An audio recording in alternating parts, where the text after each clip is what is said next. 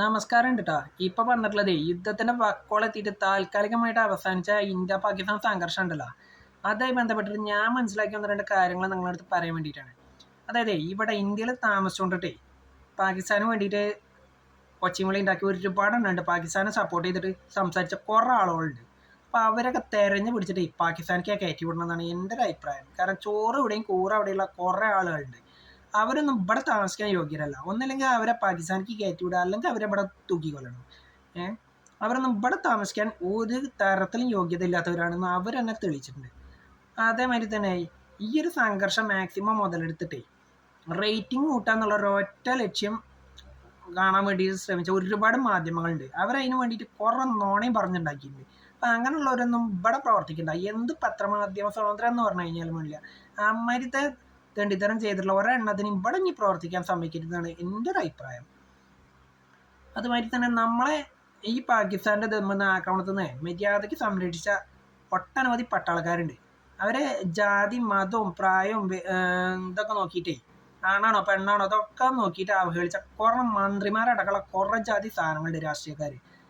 അവർക്ക് ജനങ്ങൾ കൈകാര്യം ചെയ്യണം. അവരൊന്നും മന്ത്രിസ്ഥാനത്ത് ഇരിക്കാൻ യാതൊരുവിധ യോഗ്യതയില്ലാത്ത ആളുകളാണെന്ന് അവർ തന്നെ തെളിയിച്ചിട്ടുണ്ട്. അപ്പം അങ്ങനെയുള്ളവരൊക്കെ ആ സ്ഥാനത്ത് നിന്ന് പിടിച്ച് പുറത്താക്കുക മാത്രമല്ല, അവർ ഈ ജന്മത്തിന് ഈ രാഷ്ട്രീയത്തേക്ക് കാലുത്താൻ പാടില്ല. അങ്ങനത്തെ പരിപാടി എടുക്കണം. അല്ലാന്നുണ്ടെങ്കിൽ ഇതുകൊണ്ട് ഒരു കാര്യമില്ല. കാരണം പട്ടാളക്കാർ നമ്മളെ രക്ഷിക്കാൻ വേണ്ടിയിട്ടാണ് അവിടെ നിന്നത്. അവരെ അവഹേളിക്കുക എന്ന് പറയുന്നത് ഒരിക്കലും അംഗീകരിച്ചു കൊടുക്കാൻ പറ്റുന്ന കാര്യമല്ല. പിന്നെയെന്ന് പറഞ്ഞിട്ടുണ്ടെന്നുണ്ടെങ്കിൽ എന്തുപോലെ രാഷ്ട്രീയം കാരണം കുറേ ജാതി രാഷ്ട്രീയക്കാരൻ്റെ കൂടെ നല്ല ചെയ്ത് കഴിഞ്ഞാലും അയിമ തെണ്ടിത്തരാണ് ചെയ്തിട്ടുള്ളത് എന്നൊക്കെ പറഞ്ഞിട്ടുണ്ടാക്കണ കുറേ നോണ മാത്രം പറയാൻ അറിയുന്ന ഒരു എന്താ പറയുക, രാജ്യത്തിന് ഒരു ഉപകാരം ചെയ്യാത്ത കുറേ ജാതി രാഷ്ട്രീയക്കാരുണ്ട്. അവരും ഇവിടുന്ന് നാടടത്തി വിടണം. അല്ലാന്നുണ്ടെങ്കിൽ അവരെ ഇവിടുന്ന് തച്ചുവല്ല തന്നെ വേണം നാട്ടുകാർ മുഴുവൻ. അല്ലാതെ ഒന്നും നമ്മുടെ നാട് നന്നാവില്ല.